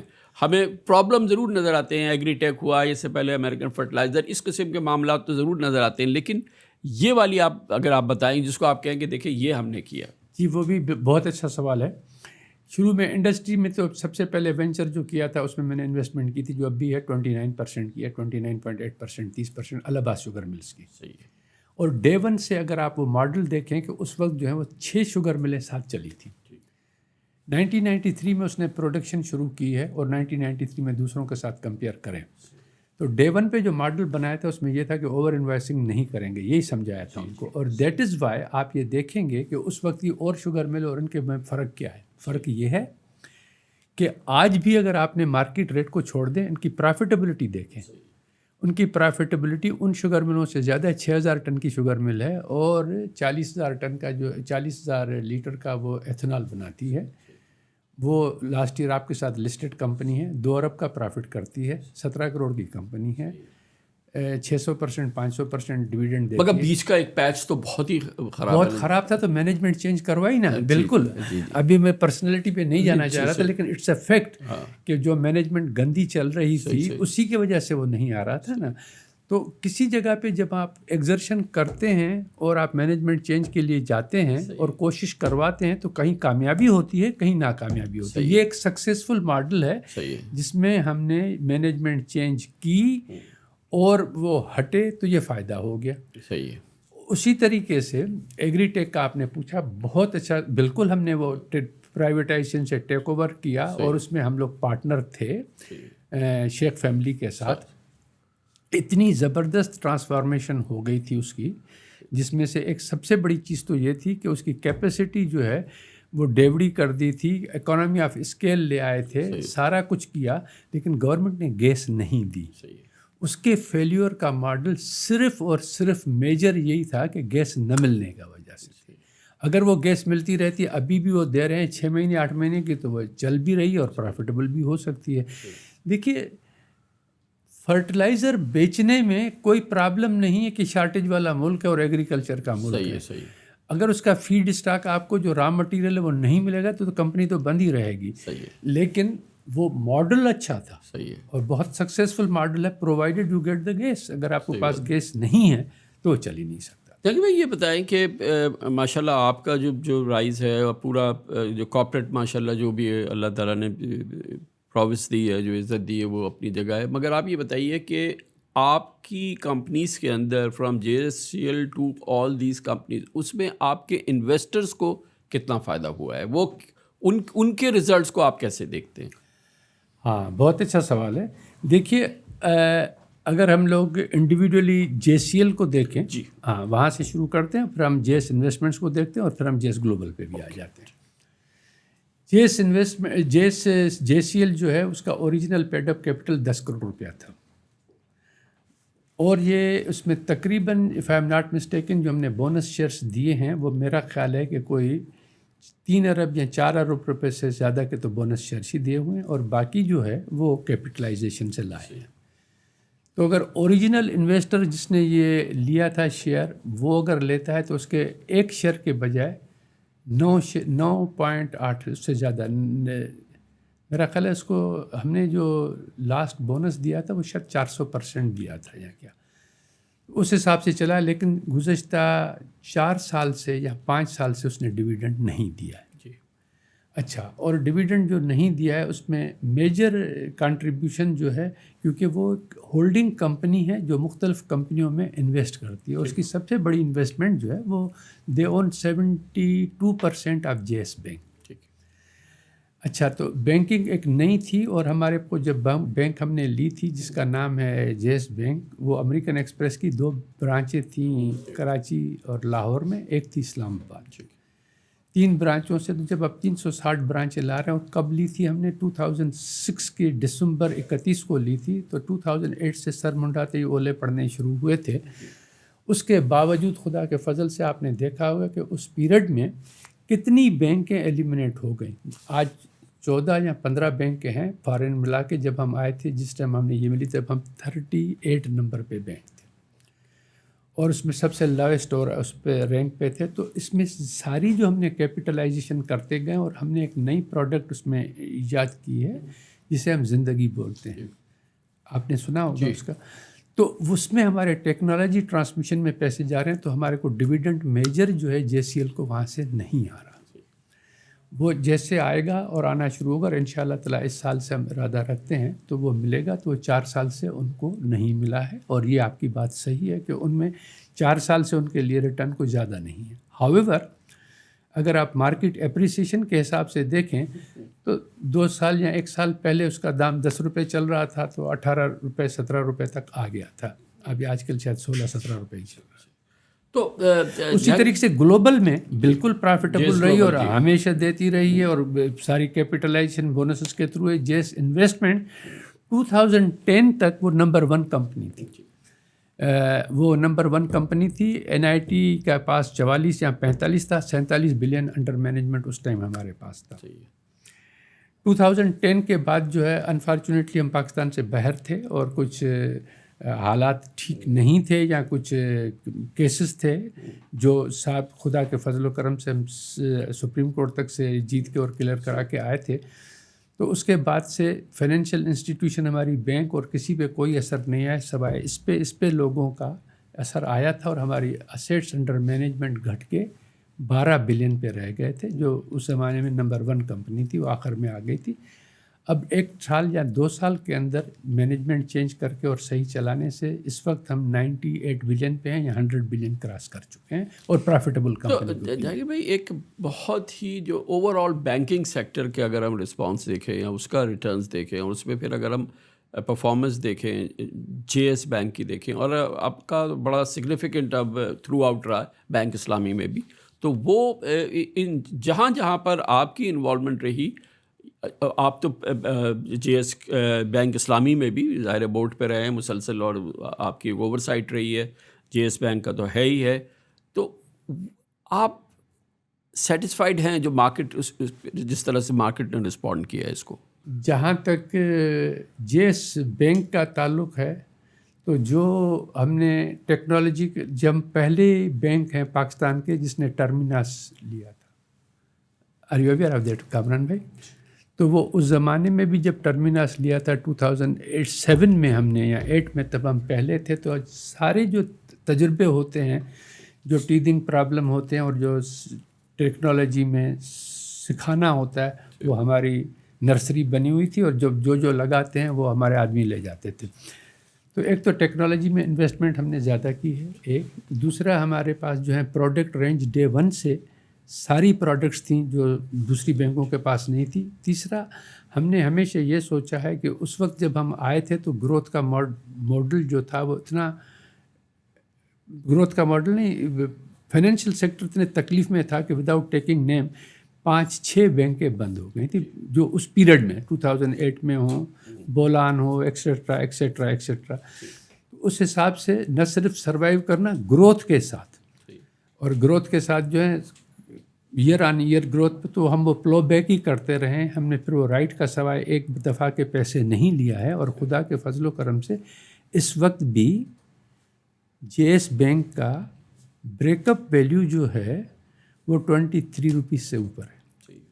JS बैंक ओन करता है 76% of bank Islami, JS bank own करता है 94% of JS global, JS bank own करता है 84% ऑफ JS इन्वेस्टमेंट्स। तो वो उन्होंने इतना अच्छा बुके बना लिया है। ये ज़रूरी बात है कि अनफॉर्चुनेटली इस मुल्क में फाइनेंशियल सेक्टर अच्छा भी जो परफॉर्म कर रहा है, उनको वो रियल वैल्यू नहीं मिल रही। टोटल बैंकिंग सेक्टर जो है इस वक्त, उसकी अगर आप प्राइस टू बुक देखेंगे तो वो 1 का सवाए मीज़ान के किसी का भी 1 के नीचे ही। तो ये चीज़ है। तो आप पूछे कि सेटिस्फाइड है, इससे बेहतर चल सकती थी, लेकिन I am more than satisfied. जो सर्कमस्टेंसेस होंगे उसी के हिसाब से देखेंगे। इस्लामिक बैंकिंग ने भी बहुत पाकिस्तान में बहुत, आपने मीज़ान का नाम लिया, ज़ाहिर पाकिस्तान का तकरीबन सबसे बड़ा बैंक बन गया है और बहुत ज़बरदस्त सक्सेस स्टोरी है। इसका मतलब है कि प्रोडक्ट में और इस कॉन्सेप्ट के अंदर बहुत बड़ी अट्रैक्शन है पाकिस्तान में। हर बैंक जो करना चाहता है, आपके पास तो बैंक इस्लामी भी है माशाल्लाह, ये वो है, मगर वहाँ पर फिर हम देख रहे हैं कि वहाँ आप हैं, मगर ये सेक्टर भी है, मगर उस तरह का रिस्पॉन्स नहीं है। हाँ, तो बैंक इस्लामी ने 2 साल में, जो जब से हम आए हैं 2 साल में जो है डिविडेंड देना उसी वक्त से शुरू किया, उससे पहले नहीं दे रहा था। और उससे पहले हम माइनॉरिटी शेयर होल्डर थे, हमारे पास 22% था। उस 22% में जो है भी कुछ जो मैनेजमेंट थी वो इतनी डिफ़िकल्टी क्रिएट कर रही थी कि हमारा एक डायरेक्टर भी नहीं रहा है कुछ अरसे तक। लिहाजा अभी आप पूछें तो इस्लामिक बैंकिंग में बहुत ज़्यादा स्कोप है, और आपको पता है कि वो क्यों है। अगर नहीं हो तो सामईन भी सुन लें, क्योंकि वहाँ पे मिनिमम डिपॉजिट रेट नहीं है। और अगर मिनिमम डिपॉजिट रेट नहीं है तो आप एग्जांपल मैं आपको बता सकता हूँ कि हमें कमर्शियल बैंक में जो कन्वेंशनल बैंक है उसको MDR जो देना पड़ता है वो वही है जो उसका सरकारी रेट होता है उससे। तो हम रुपी प्लस अकाउंट में 21.5% देते हैं करंट अकाउंट में, उसको 0 देना है, और वो 8 देता है।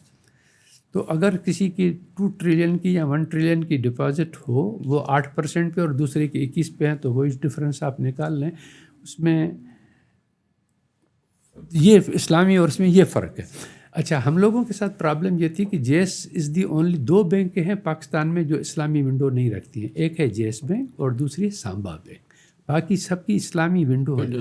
तो जिसकी इस्लामी विंडो है उसको फिर इंटरेस्ट का वो है, और हमारा इंटरेस्ट जो है वो सारा मिनिमम डिपॉजिट रेट के हिसाब से चलता है। उस हिसाब से हमारी कास्ट ऑफ फंड जो एडवांस डिपॉजिट्स है वो हायर है। हम क्यों नहीं विंडो रख रहे थे, ये आप सवाल पूछ सकते हैं, तो मैं आपको जवाब पहले ही दे देता हूँ। मगर आपका बैंक इस्लामी था नहीं था, तो इस वजह से नहीं था। तो जब हमने बनाया था तो ये क्वेश्चन पूछा था लाइसेंस देते वक्त, तो हमने कहा हमें कंपटीशन नहीं करनी है भाई, ये था। اب چونکہ وہ بینک اسلامی آ گیا ہے یا کیا، تو انشاءاللہ تعالیٰ اب ہم اس کی اسکیمیں بنا رہے ہیں کہ ہمیں کیا کرنا ہے، اور انشاءاللہ تعالیٰ اس کو.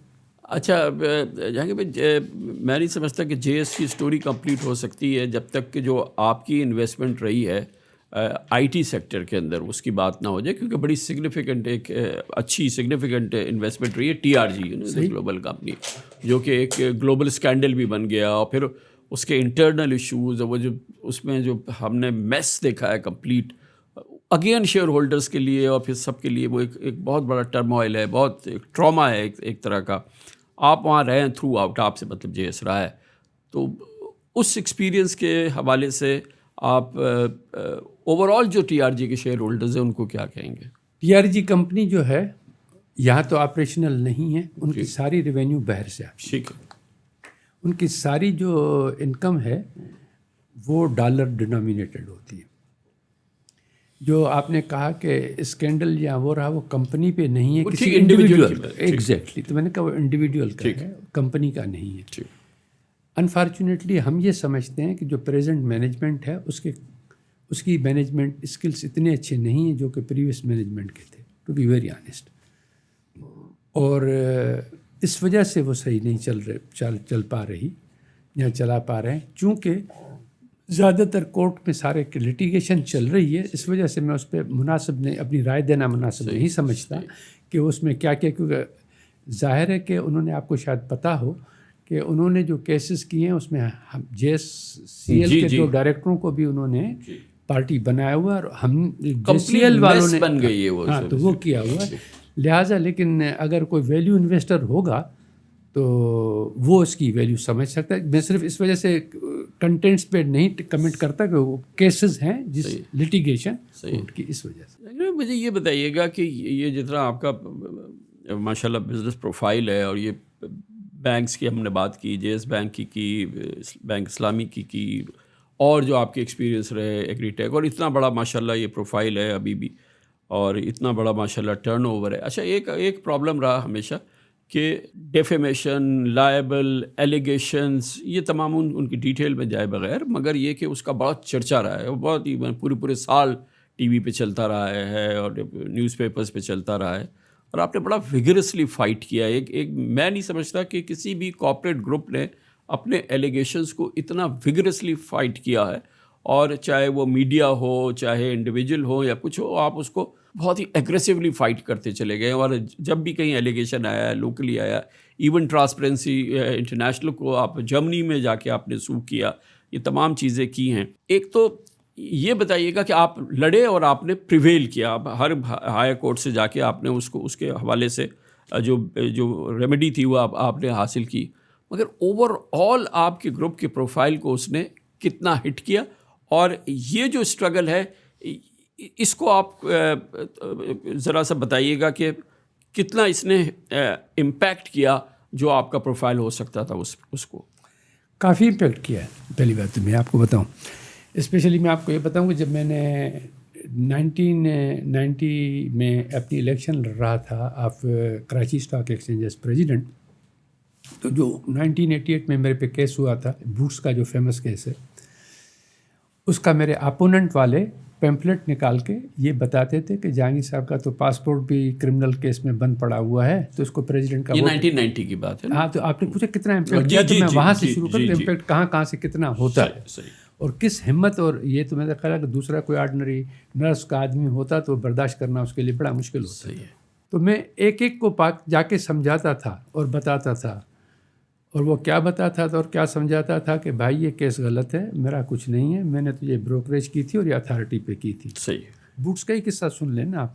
اس کیس میں لیے انکلوڈنگ میں جس ووٹروں کے پاس گئے، بڑے بڑے آدمی، یعنی کہ انکلوڈنگ میرے بزرگ دوستوں میں سے تھے یوسف حسین شیرازی صاحب، مرحوم کے پاس میں ووٹ لینے گیا تو انہوں نے وہ پیمپلیٹ سامنے رکھا، جہانگیر کیا کہتے ہو یار، اس میں تمہارا خیال ہے یہ صحیح نہیں لکھتا. صحیح. ہر ایک کو یہ ڈیفینڈ کر کے بتانا پڑتا تھا کہ بھائی اس میں یہ سہج نہیں ہے، یہ بات ہے، یہ بات ہے، یہ بات ہے، یہ بات ہے. خدا کے فضل و کرم سے اس اینٹی پبلسٹی کے باوجود الیکشن تو میں جیت گیا، ریفارمس بھی لے آیا، کارپوریٹائزیشن آف ممبرشپ بھی کروا دی، ٹھیک ہے، 6 مہینے میں سب کچھ کروا دیا. لیکن اس کی کسی نے وہ تعریف نہیں کی کہ یہ 33 سال یہ شخص جو ہے جس نے 1,10,000 روپے کی کمیشن کے خاطر جو اگر ان سے سیٹلمنٹ کر لیتے ہیں، بات عمر پہ کیس ہی نہیں ہوتا تھا، میرے پاس کیس تھا ہی نہیں، امپلیٹ بعد میں کیا گیا مجھے، کیونکہ میں نے اس بروکر کا ساتھ نہیں دیا جو جھوٹ بول رہا تھا. تو اس کا نتیجہ یہ ہو کہ 34 لاکھ یا 35 لاکھ میرا خرچہ ہوا. لوور کورٹ سے جیتا، بینکنگ کورٹ سے جیتا، ہائی کورٹ سے جیتا سنگل بینچ سے، وہ اپیل میں چلا گیا. ڈی بی سے جیتا، وہ سپریم کورٹ گیا، سپریم کورٹ سے جیتا، وہ ریویو میں گیا. 33 سال مجھے لگے ہیں. 88 میں شروع ہوا اور 30 سال اور 2018 میں فیصلہ آیا. تو اس کی کسی نے تشہیر نہیں کی کہ وہ شخص کتنا لڑا ہے اور یہ اپنے آپ کو ایگزولریٹ کرانے. 33 سال پھر اس ایلیگیشن کے امبریلا میں آگے بڑھا ہے. وہ ہمیشہ دیکھیے، اگر آپ کے اسکیلیٹن نہیں ہونا کوئی کبورڈس میں آپ کو ابھی بھی بتا دوں آنیسٹلی، کامران خان آپ کی مارل اتھارٹی اتنی زیادہ ہوتی ہے، خدا کی قسم، اگر آپ کے پاس اسکیلیٹن نہیں اور آپ اسٹریٹ فارورڈ ہو تو جو ہے آپ کو کسی سے فکر کی ضرورت نہیں ہوتی. اللہ ساتھ ہونا چاہیے. پہلی بات یہ ہے کہ خدا کے یہ سب کچھ جو بڑھوتری ہوتی ہے وہ اللہ کے کرم سے ہے، ماں باپ کی دعاؤں سے. افسوس کیوں ہوتا ہے اس ملک میں؟ ہوتا ہے مجھے. کوئی ٹی وی چینل شاید 50 یا 1 سال پروگرام کیا تو وہ ہر ہفتے کرتے تھے اور ہمارے خلاف کرتے تھے. اس میں کبھی ہماری تصویر لگا دیتے تھے، کبھی میری بیوی کی تصویر لگا دی کہ جی یہ آئیں اور بات کریں. کیا ان سے بات کریں؟ ہم کورٹ گئے، کورٹس میں کیس جیت کے آیا ہوں، لیکن کمپنسیشن کیا ملا مجھے؟ 1,00,000 روپیہ. اور پروو ہوا کہ اس نے غلط کیا، کیونکہ جو اس نے ایلیگیشن لگائی تھی ان میں سے ایک بھی پروو نہیں کر سکے. تو لیکن میں اس کو چھوڑوں گا نہیں، سے مراد یہ کوئی آدمی کو نہیں، میں اس پروسیجر کو نہیں چھوڑوں گا. میں یہ نہیں کرتا کوئی غلطی ہوتی ہے، کوئی چیز آپ کے ساتھ زیادتی کرے تو آپ اس کا ریمیڈیل میجر لیں گے. تو کورٹ اور کچہری ہے تو مہذب طریقہ تو یہ ہے، ہم کورٹ میں آ کے جواب دے سکتے ہیں. یہ نہیں کر سکتے کہ ٹی وی پہ جا کے کریں، کیونکہ وہ تو لوگوں کو مذاق مستی چاہیے اور ٹائم چاہیے. لیکن یہ کہ یہ جو بھی آپ کی سکسیس اور ایکسپیرینس یہ سارا کچھ رہا ہے، ملک کے اندر پرسیپشن کے لحاظ سے شاید بزنس وائز اس نے ڈیمیج کیا ہو، لیکن انٹرنیشنلی تو اللہ کے فضل سے آپ ابھی بھی آپ بچے بزنس کر رہے ہیں تو وہ وہاں تو ماشاءاللہ کہ بڑا سیٹسفیکٹری، کیونکہ وہ ڈیپتھ میں جاتے ہیں نا. اصل بات یہ ہوتی ہے کہ یہاں تھوڑی ہے کہ بھائی آپ نے سوشل میڈیا پہ کوئی بات کی تو سب لوگ یقین کر لیتے کہ ہاں یہی ہوگا. آپ کو پتہ ہے کہ جب میرا بیٹا ایمبیسڈر ہوا تھا تو ایک سوشل میڈیا پہ ایک وہ چلی تھی، کلپ چلاتے تھے کہ ایک آدمی جو ہے وہ ڈانس کر رہا ہے، ٹھیک جی، وہ ڈانس جو کہ واحد پارٹی میں کر پورا چل رہا تھا، اور لکھا کہ پاکستان سے ایمبیسڈر علی جہانگیر. وہ آدمی کوئی دوسرا تھا. صحیح بات ہے. اور وہ چل رہا ہے اور کسی نے کسی فنکشن میں بیٹھا تھا، اس کو نہیں معلوم کہ میں وہ جو ہوں کہ علی کا باپ ہوں. تو وہ کہہ رہا تھا کسی میں کہ یار یہ دیکھو ملک کو کیا ہو گیا کہ شاید نے جو ہے وہ ایسے آدمی کو لگا. آپ نے وہ میڈیا پہ دیکھا تو میں نے اس سے پوچھا کہ آپ انہیں جانتے؟ اسے نہیں معلوم تھا، آنیسٹ ٹو گاڈ کہ اسے نہیں معلوم تھا کہ میں اس کا باپ ہوں. تو اس نے کہا آپ نے نہیں دیکھا، میں آپ کو کلپ بھیج دیتا ہوں یا کیا ہے. میں نے کہا جی وہ اس کی نہیں ہے، اور آپ جیسا شریف آدمی وہ بڑا بینکر تھا. میں نے کہا کہ آپ جیسا آدمی یہ باتیں کر رہا ہے مجھے بڑا تعجب ہوتا ہے کہ آپ ویریفائی تو کر لیا کریں بھائی. اچھا یہ نہیں ہے؟ تو میں نے کہا جی وہ میرا بیٹا ہے، میرے کو پتہ ہے یہ کیا ہے. اچھا آئی ایم سوری یار، ہمیں تو پتہ ہے یار. تو اگر لوگ اس قسم کا یقین کرنے شروع کرتے تو باہر والے کبھی وہ نہیں کرتے. جب ان کو بھیجا تو اس نے یہی کہا، آئی ایف سی میں انویسکو اور آئی ایف سی کو بھیجا تھا. یہ بڑی انٹرسٹنگ بات ہے. تو آئی ایف سی نے کہا کہ وی نو، کیونکہ یہ جب ہم ڈیو ڈیلیجنس کرتے ہیں تو وہ لٹیگیشن اگر کوئی غلط ہو تو اس میں آپ کے کاروبار بند کر دیں گے. اگر کوئی بات تو روز ان کے پاس تو ورلڈ کے بیسٹ ٹولز ہوتے ہیں ڈیو ڈیلیجنس کرنے کے، KYC کرنے کے. ایگزیکٹلی. تو وہ یہ تھوڑی کہ آپ کے اس کے باوجود جب امریکن ایکسپریس 2006 میں مجھے ملا تھا، سارے کیسز چل رہے تھے نا، تو انہوں نے جو رپورٹ لی تھی کرول یا جو ان کی ایجنسی تھی، تو اس میں کوالیفائڈ یہ ہوا کہ جن سے آپ بات کر سکتے ہو اسٹینڈرڈ چارٹرڈ تھی یا جیس تھا. باقی پاکستانی کوئی گروپ کوالیفائی نہیں، 5 بینک نہیں کوالیفائی ہوئے صرف ان کی بکس دیکھنے کے لیے. یار اس سے زیادہ عزت اللہ کیا دے گا. اب لیگیسی کیا ہے جہانگیر بھائی آپ کی؟ آپ کیا مطلب کیوں لوگ آپ کو ریممبر رکھیں، یاد رکھیں، اور کیا آپ چاہتے ہیں کہ اس وجہ سے مجھے یاد رکھا جائے؟ میں تو یہ سمجھتا ہوں کہ جو کام میں نے اسٹاک جو کیپٹل مارکیٹس کے لیے کیے ہیں، میں تو اپنے آپ کو ایک کمپلیٹ آدمی سمجھتا ہوں کہ میں نے فلفل کیا. دیکھو کامران میں ایک بھائی मैंने कभी भी जो है ना लगी लिपटाई नहीं की। मुझसे जब मैं वोट लेने गया स्टॉक एक्सचेंज के प्रेसिडेंट के लिए, तो आपको पता है कि वहाँ पे एक ग्रुप की मेजॉरिटी थी, ये था। मेरे लिए मैं उस सोसाइटी में नया था, यूँ समझ लो, जहाँ अकेला था। मुख्तसरन ये कहना, मेरा तो प्रोपोज़र और सेकेंडर भी मेरी बरादरी का नहीं था, ठीक है। तो सब उन्होंने पहले पूछा कि बैठे, सवाल किया, आप क्यों प्रेसिडेंट बनना चाहते हैं, सवाल पहला। तो मैंने उसको कहा कि जी मेरा शौक़ है। जब एक आदमी LLB करता है तो उसका शौक़ होता है कि मैं जो हूँ हाई कोर्ट या सुप्रीम कोर्ट का जज बन जाऊँ। जिस दिन मैं ब्रोकर बना था उस दिन से मेरी ख्वाहिश थी, ईमान से यही जवाब देता है, प्रेसिडेंट बनूँगा। तो फिर हमें क्या फ़ायदा होगा। तो फिर आप मेरी वो तकरीर देखिएगा जो मैंने इंडक्शन स्पीच दी है, वो मेरी यादगारी है, और मैं कभी मेमोइर्स लिखूँगा तो उसमें बता देता हूँ, जिसमें मैंने कहा था कि मैं 6 महीने में इसको मॉडर्न स्टॉक एक्सचेंज बनाऊंगा, लाइब्रेरी लाऊंगा, ऑडिटोरियम लाऊंगा, रिसर्च लाऊंगा, फॉरेनर्स को लाऊंगा, ओपन करूंगा मार्केट को और कारपोरेटाइज करूंगा। और जब मैं पहले साल ख़त्म कर रहा था तो ये सब जुलाई फर्स्ट ईयर 7 महीने में किया, जिसमें लकीली ये मुझे एडवांटेज था कि फाइनेंस सेक्रेटरी आकुन साहब थे, मेरे भाई फेडरल सेक्रेटरी थे, उनके बेचमेट थे, तो जो SROs और चाहिए थे मैं जाके बैठता था, वो करवा देते थे। वो लकी था, लेकिन लगा रहा ना। जाकिर भाई माशाल्लाह अल्लाह ताला ने इतना दिया, ये 144 बिलियन के 4 कंपनीज़ का टर्नओवर, ये तमाम चीज़ें अल्लाह ताला ने दिया। आपने सोसाइटी को वापस क्या किया है? मतलब ज़ाहिर है हर मुसलमान को वापस जाना है और वहाँ उसका हिसाब होना है, तो वहाँ पर जब आप समझते हैं कि वो क्या चीज़ है जो आपको कैरी फॉरवर्ड करेगी? बहुत अच्छा सवाल है। देखिए भाई, बात यह है कि मैं तो ये समझता हूँ कि इंसान जो है ना, जो कुछ सोसाइटी को दे जाए पूरा ही दे जाए तो उससे वो भी कम है। सबसे पहले हमने एक फाउंडेशन बनाई थी जिसका नाम है फ़ख्र इमदाद। मेरी वालदा फ़ख्रुन्निसा और बाप इमदाद अली के नाम से वो स्कूल और कॉलेज गाँव में चलाती है। फिर हमने दूसरी फाउंडेशन मेरे बच्चों ने बनाई, उन्होंने अपने माँ और बाप के नाम से बनाई, महविश जहांगीर सिद्दीकी फाउंडेशन। वो काफ़ी बड़ा ज़बरदस्त काम करती है, लेकिन अनफॉर्चुनेट इस मुल्क में ऐसा है कि जब ये ट्रांसपेरेंसी इंटरनेशनल और ये आए तो उन्होंने जो है उसके ख़िलाफ़ भी लिखना शुरू किया। वो इदारा जिसमें हमने आज दिन तक सवाए 2 आउटसाइड डोनेशंस के बाकी सारा अपना फैमिली का पैसा दिया। आउटसाइड डोनेशन भी क्या थी वो बता देता हूँ। ये जब फ्लड्स आए थे तो मित्सुबिशी कॉरपोरेशन और आलियांस ने पाकिस्तान में पैसे $5 लाख या $2 लाख भेजे थे, तो वो हमारे को दिए थे, तो हमने फ्लड में कहा that was the only thing, otherwise उस पर उन्होंने जनाब वो जो है केसेस किए और वो जो है इनकम टैक्स की केसेस चलवाए और उन्होंने लाइसेंस कैंसिल किया हमारा, जो हमारा पैसा फैमिली का दिया वो टैक्स करवाया। और वो कोई सीमा शकील थी या जो बाद में ग्रेड 20 ऐसे ऑफिसरों को मिल जाता है, कोर्ट से स्टे लिया तो हमारे ख़िलाफ़ आर्डर किए ताकि वो बंद करवाएं। दूसरी हमारी फ़ख्र इमदाद फाउंडेशन बता दिया, MJ फाउंडेशन बता दिया। हम फ्यूचर ट्रस्ट चलाते हैं, किसी की कोई डोनेशन नहीं। हमारी हर कंपनी जो प्रॉफिट करती है उसका 2% वहाँ जाता है, और हमारी अगर फैमिली ज़कात देनी हो तो उनके थ्रू देते हैं। उसके तहत से हम 7 में अस्पताल चला रहे हैं, 100% फ्री है। और SIUT के परमानेंट डोनर्स हैं, पूरी लिस्ट बनी हुई। एजुकेशन और हेल्थ में काफ़ी बड़ा काम करते हैं, खुदा का फजल कर। बस अल्लाह ताला कबूल करे। Thank you so much Jahangir भाई, बहुत शुक्रिया आपका कामरान भाई, आपने बड़ा अच्छा लगा और आपका कामयाब करे अल्लाह। बहुत शुक्रिया, thank you so much Indeed, very kind sir.